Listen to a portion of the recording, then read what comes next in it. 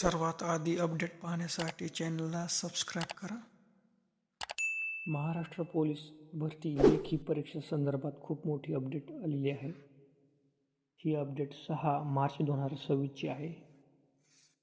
सन 2024-25 police शिपाई या पदाच्या भरतीमधील खालील नमूद घटकांची शारीरिक चाचणी संपन्न झाल्याने अशा घटकांची लेखी परीक्षेस पात्र ठरलेल्या उमेदवाराची लेखी परीक्षा ही दिनांक 14 मार्च 2026 रोजी सकाळी 11 वाजता घेण्याबाबत कळविण्यात आले होते.